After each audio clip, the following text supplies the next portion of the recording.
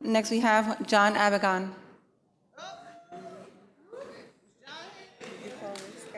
Mm-hmm. Not here.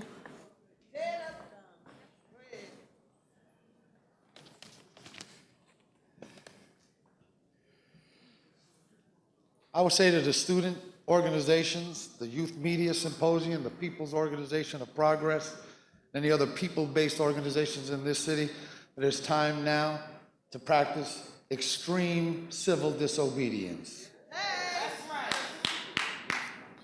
For those advisory board members who are looking into the lead water fiasco, I would advise that you go down to 2 Cedar Street as soon as you possibly can and grab all the school dude reports.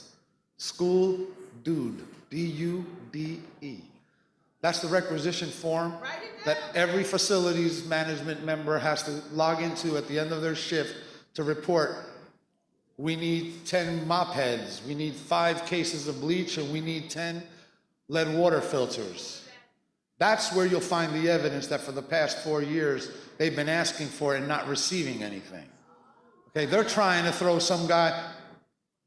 There's no love between me and Keith Barton, but I'll be damned if I allow certain people to throw another brother under the bus for something that he was not responsible for. There's only so many times that he can go to the well and say, we need water up in here, we need lead water filters, and be told by somebody like Vanessa Rodriguez, I don't want to hear about it. We got no money for it. We're here, you know, because we're passionate about our city, about our students and our profession. We're all saddened by our state's refusal to increase education funding. The $2 million the state sent our traditional schools was a slap in the face when compared to the $23 million they sent to the corporate charters to hold them harmless to the cuts you plan on announcing. You will point your finger at the state's flat funding and illegal implementation of the school funding formula, but the only reason you can even tackle the issue is because year after year, crisis after crisis, the corporate charter district of Newark you have created is devouring more and more of your budget. That's right. But that's fine, because as you work towards local control, there will be nothing left by the time he is through. This school advisory board each year has less and less say over less and less students, until ultimately there will be nothing left for you to control. This board needs to vote against any further school closings or consolidations, vote against any further cuts to any traditional schools, diminish any athletic or artistic program. His veto be damned. You need to stand up for yourselves, stand up for public education in this city. Somewhere in our city is the student who will grow up to do cancer research and maybe find the cure. Somewhere in our city is a student working on getting an athletic scholarship as a way out of the wretched system you have imprisoned her in. It may have been one of the speakers that just left the podium.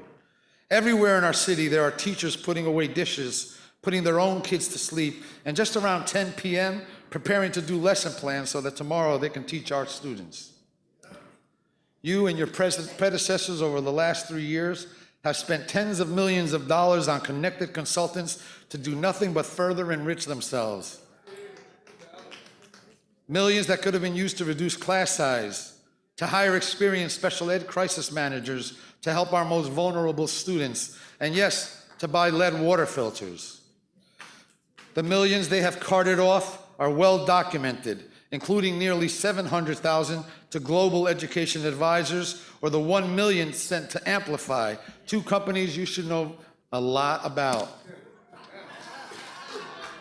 But let me not dwell on the past. John, don't focus on the past. Let's look at the present and the future. A court-appointed monitor overseeing a class action settlement to improve special education at the Newark Public Schools raised serious questions in October 2015 about the validity of key records in the NPS files of children seeking special education services.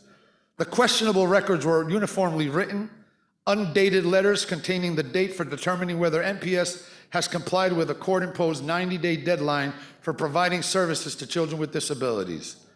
The letters were found only in those files taken from district schools to the NPS central office for purposes of the monitor's review. What, if anything, has been done or shared with this audience?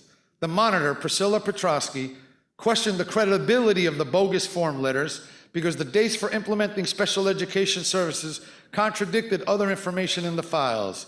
She also found no evidence that NPS actually provided the letters to parents, as required by law. Have you conducted any investigation as to who in central office was behind that alleged fraud? Or have we forgotten about it? The Education Law Center hasn't forgotten about it. You haven't done anything about it because they're special ed kids and you don't really care.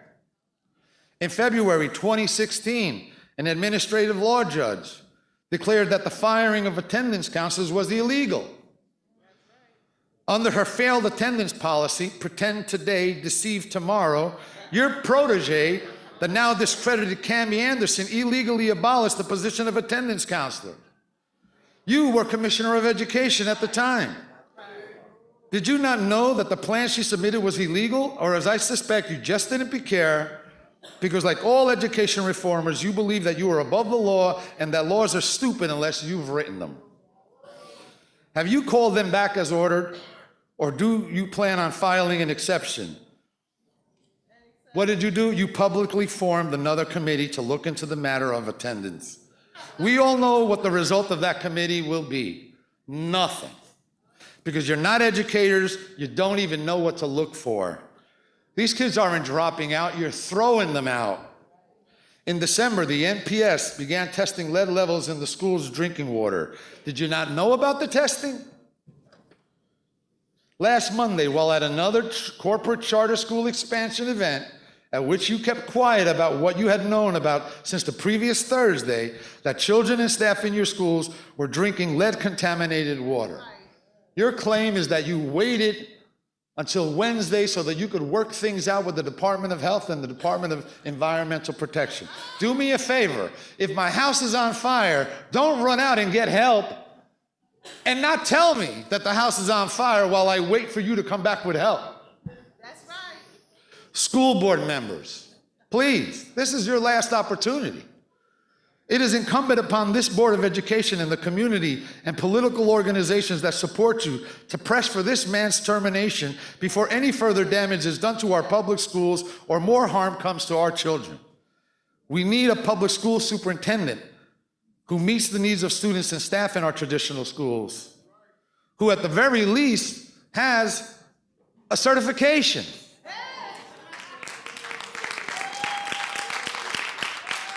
The students and parents deserve it, this community deserves it, and our teachers, aides, and clerks deserve it. Thank you. Thank you very much, Mr. Abeigon. Next, we have Sheila Montague.